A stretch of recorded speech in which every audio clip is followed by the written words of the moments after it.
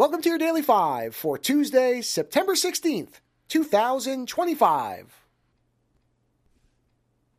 When I actually came down with COVID, it did give me an opportunity to watch some movies, and I don't know why I decided in the middle of being fairly sick, never in any kind of danger, but not feeling great, for whatever reason, that's the point where I chose to watch 2024's The Shrouds, the latest film from a very singular filmmaker whose work I both adore and often can't watch again, David Cronenberg.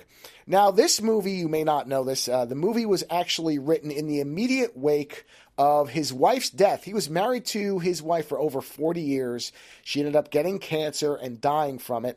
And he wrote this movie in the aftermath of that. And let me tell you something.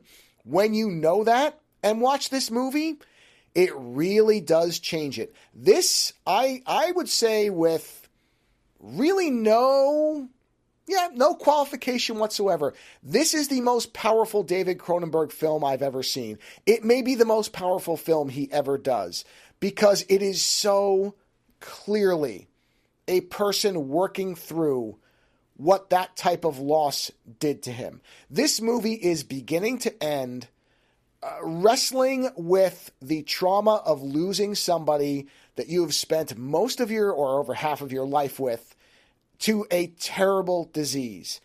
And that makes it something that is separate from all of his other work. There is nothing else I've watched that has affected me this way from Cronenberg. His other stuff is generally, don't get me wrong, he's gone into these areas before. But there is something so deeply personal in this work. Right down to, of course, the fact that the main lead actor is made to look like David Cronenberg does now. It could not possibly be more obvious that this was his only way of reckoning with something that is just unimaginable. It's just unimaginable. There is no guidance for this type of loss. Every person experiences it differently. It's going to hit everyone in different ways at different times. And so this was Cronenberg's way of being able to do something with it, with that pain. And that just comes through so clearly. It is not a surprise to me that this film was seen as unmarketable. How could you possibly market a film like this? Hey everybody, do you want to see a movie that is 2 hours of somebody working through the grief of losing a loved one to a terrible disease? Well, here's your film.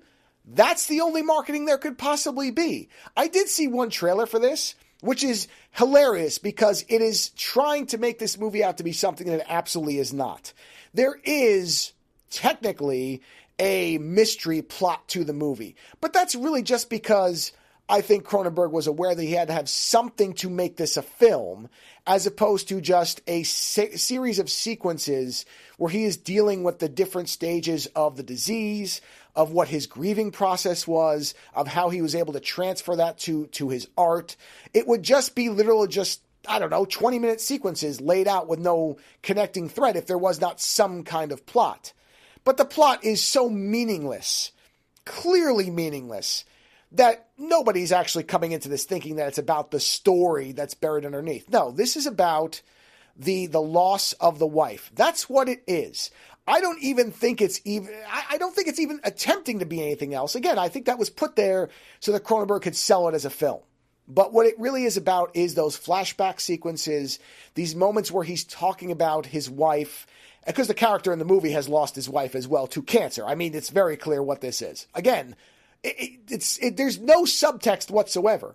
And I say that with the praise, the highest praise possible, that this is not trying to be anything other than it is, except in nominally having a plot.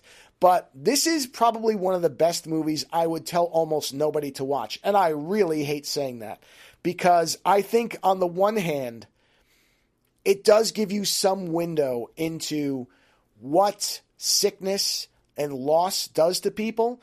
But on the other, it is so hard to watch it. There's just such naked truth in some of these scenes that it would be highly difficult for most people to make it through it. And I was really astonished by it. I think it's a great movie. It may be Cronenberg's best film in terms of how much of himself is in there. But boy, is it hard for me to tell just the average person to watch it. But that said, if you're a fan of Cronenberg, The Shrouds, great film. Later.